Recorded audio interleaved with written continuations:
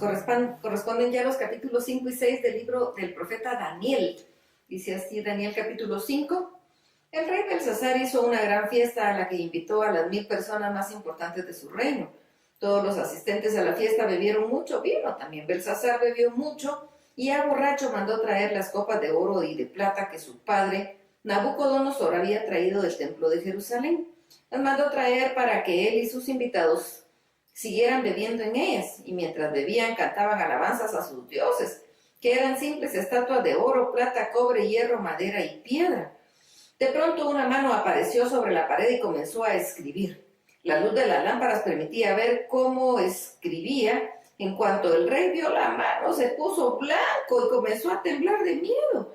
Enseguida llamó a gritos a sus sabios y adivinos y les ordenó: ¿hay alguien aquí que me pueda explicar lo que está escrito en la pared? Al que lo haga, lo vestiré como un príncipe y le daré el tercer lugar de importancia y autoridad en mi reino. Pero si ninguno de los sabios y adivinos entendía lo que estaba escrito, así que tampoco podían explicárselo al rey. Por eso el rey se preocupó mucho y se asustó aún más. También sus invitados estaban muy confundidos. Cuando la reina oyó los gritos de Belsasar y de sus invitados, entró al salón del banquete y le dijo al rey: deseo que su majestad viva muchos años, no se preocupe más ni tenga tanto miedo. Aquí en Babilonia hay un joven muy inteligente y sabio, en él vive el espíritu del Dios único. Nabucodonosor, padre de su majestad, lo conocía muy bien y por eso lo puso como jefe de todos los sabios. Ese joven puede explicar los sueños y las cosas más difíciles y misteriosas. Se llama Daniel. Aunque el rey Nabucodonosor le cambió el nombre y le puso Belsasar.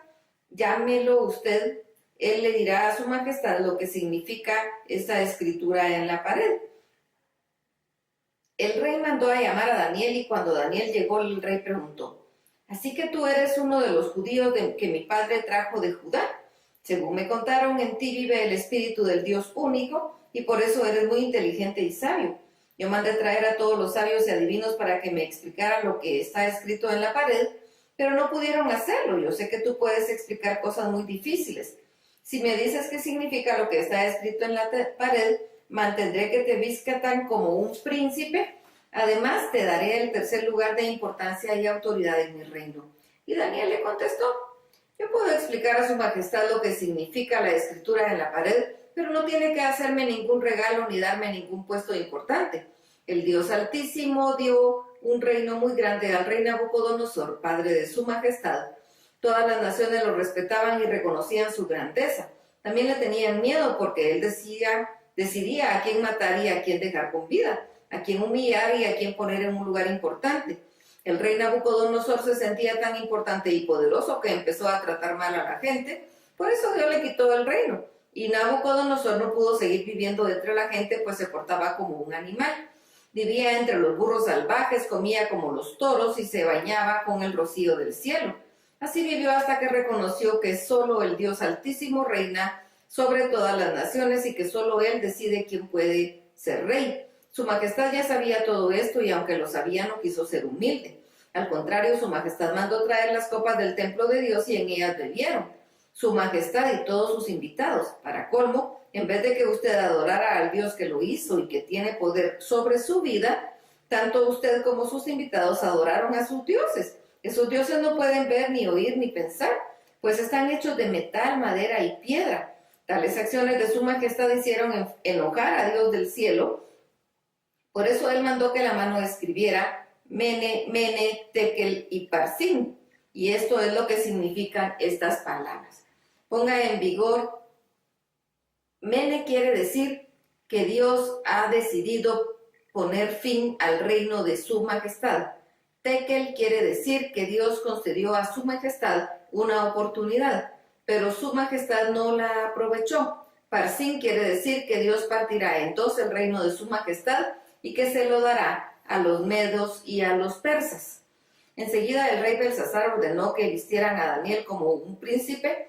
También hizo anunciar en todo el reino: Daniel tendría el tercer lugar de mayor importancia y autoridad. Y esa misma noche mataron a Belsasar, rey de los babilonios. Así Darío llegó al poder a ser el rey de los medos. Cuando esto sucedió, Darío tenía 62 años. Daniel capítulo 6. Para mantener el control de su reino, Darío nombró a 120 personas que le ayudaban a gobernar. A esos 120 los vigilaban 3 jefes superiores a ellos. Uno de los 3 jefes era Daniel, y tan bueno fue el desempeño de Daniel que el rey lo nombró jefe de todos y hasta llegó a pensar en hacerlo jefe de todo el reino. Los otros solo esperaban que Daniel hiciera algo malo o que cometiera algún error para acusarlo con el rey, pero no pudieron acusarlo de nada, pues Daniel siempre hacía bien su trabajo.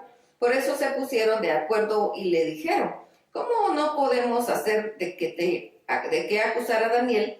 Lo haremos caer solamente con algo que tenga que ver con su religión. Entonces los jefes principales fueron a ver al rey Darío y le dijeron: deseamos que su majestad viva muchos años. Todos los jefes y gobernantes queremos sugerir a su majestad que ponga en vigor una nueva ley. Según esta ley, durante un mes nadie podrá adorar a ningún dios ni persona, sino solo su majestad. Esa ley se aplicará en todo el reino y cualquiera que la desobedezca será echado vivo en la cueva de los leones. Si su majestad firma esta ley, nada ni nadie podrá cambiarla. Así lo dice la ley de los medos y los persas. El rey aceptó firmar la ley. Daniel lo supo, pero de todos modos fue a su casa para orar a Dios. Daniel acostumbraba a orar 3 veces al día, así que entró en su cuarto, abrió la ventana y mirando hacia Jerusalén se arrodilló y comenzó a orar. Cuando los jefes principales vieron que Daniel estaba orando a Dios, fueron y lo acusaron con el rey y le dijeron: su majestad ha ordenado que durante un mes nadie adore a ningún dios ni persona que no sea usted. El mes no ha terminado todavía, ¿no es cierto? Además, su majestad ha ordenado también que quien desobedezca sea echado en la cueva de los leones. El rey respondió: así es, y la ley de los medos y los persas nadie las puede cambiar. Entonces dijeron: pues ese Daniel que trajeron preso de la tierra de Judá no obedece la ley de su majestad, al contrario, 3 veces al día se arrodilla para orar a su Dios. Cuando el rey escuchó esto se puso muy triste y toda la noche estuvo pensando de cómo salvar a Daniel. Al día siguiente los jefes principales le fueron a verlo y le dijeron: su majestad sabe bien que Daniel debe morir. Cuando un rey de los medos y los persas firma una ley, nadie puede cambiarla. Entonces el rey mandó traer a Daniel para que lo echaran a la cueva de los leones, pero antes de que lo echaran el rey le dijo: Daniel, deseo que te salve el Dios a quien tú siempre has adorado. Enseguida echaron a Daniel a la cueva de los leones, luego taparon la cueva con una piedra muy grande y el rey puso su sello en la entrada. Lo mismo hicieron los jefes principales para que nadie se atreviera a sacar de ahí a Daniel. Después de eso el rey se fue a su palacio, pero en toda la noche no comió nada y aunque no podía dormir tampoco quiso que le llevaran música. En cuanto amaneció el rey se levantó y fue enseguida a la cueva donde habían echado a Daniel, y cuando estuvo cerca de la cueva se puso muy triste y gritó: Daniel, tú siempre has adorado al Dios de la vida. ¿Pudo tu Dios salvarte de los leones? Y Daniel le contestó: deseo que su majestad viva por muchos años. Mi Dios envió a su ángel para cerrarle la boca a los leones para que no me hicieran daño. Mi Dios sabía que yo no había hecho nada malo y que tampoco he traicionado a su majestad. Al oír esto, el rey se puso muy contento y mandó que sacaran de la cueva a Daniel. Una vez que lo sacaron, todos pudieron ver que los leones no le habían hecho ningún daño, porque él había confiado en su Dios. Más tarde el rey mandó que trabajaran a quienes habían acusado a Daniel y que los echaran en la cueva de los leones junto con sus mujeres y sus hijos. Y enseguida los leones los agarraron y les rompieron los huesos. Antes de que tocaran el suelo ya los habían despedazado. Entonces el rey Darío escribió un mensaje para todas las naciones y pueblos de su reino. Este mensaje decía: con mis deseos de paz para todos, ordeno a los habitantes de mi reino que adoren y obedezcan al Dios de Daniel. Su Dios vive para siempre y su reino nadie puede destruirlo. Su poder será siempre el mismo. El Dios de Daniel puede salvar y libertar y hacer grandes maravillas en el cielo y en la tierra. El Dios de Daniel pudo salvarlo de las garras de los leones. Y así Daniel siguió siendo una persona muy importante en el reinado de Darío y también en el reinado de Ciro, rey de Persia. Ese es nuestro Dios, único y todopoderoso. Hasta aquí la lectura. Dios los bendiga.